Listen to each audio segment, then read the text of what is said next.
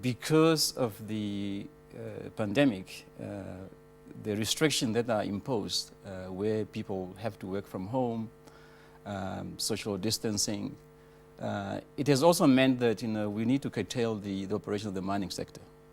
Now, that curtailment now means that you've got two ways how this is affecting the sector. Number one, on the demand side, also you are likely to find that some of the commodities that we normally mine might lose value because there's no demand for it in some okay.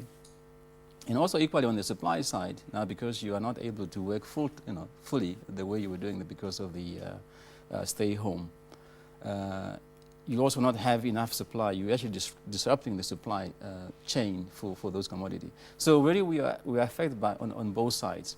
But as I said, it's a time when I think we all need just to collaborate in order for us to find a solution to the problem. It's not a time for everybody to say, well, to sit from your own side and say, well, I look at the way I look at it, the way I want to see it happening. The other person looking at where they sit. I think it's really for us all to come together and collaborate as stakeholders to make sure what is what we need to do. But what worries the Chamber of Mines is the extension of the state of emergency. Since we need to strike that balance, and mind you, the mining sector is a major foreign exchange earner, earning over 50% of what we bring into the country. We need resources, and obviously not at the expense of health, but taking everything into consideration and making sure that the measures are in place. We still need to be in production for us to be able to pull through. As you very well know, the economy is on its is struggling.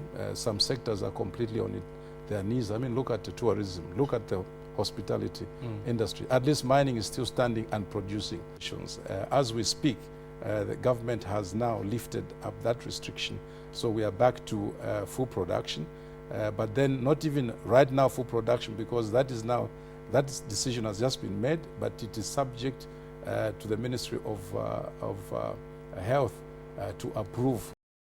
The state of emergency has also seen some workers in the mine sector sent home, while some employers wanted to cut salaries of those remaining, which did not sit well with the Mine Workers Union. This impact is that when the arrival of the coronavirus arrived, the sending home workers, there are companies that are willing to negotiate with the trade unions. There are companies that they are not willing to negotiate with the trade unions. In the north, you have the mines of copper, and in the south, you have the diamonds where they are coming from. But in the west, then you have the uranium. But central, you have the diamond polishers. Now, in all those companies, we have some recognition agreements. Now, when the employers are sending home workers, then some of them, they send workers on forced leave. Some of them, they are cutting the salaries of these employees on 30%. Now, in terms of the law, specifically Section 12, we need to negotiate on the reduction of those hours and subsequently to the basic salary.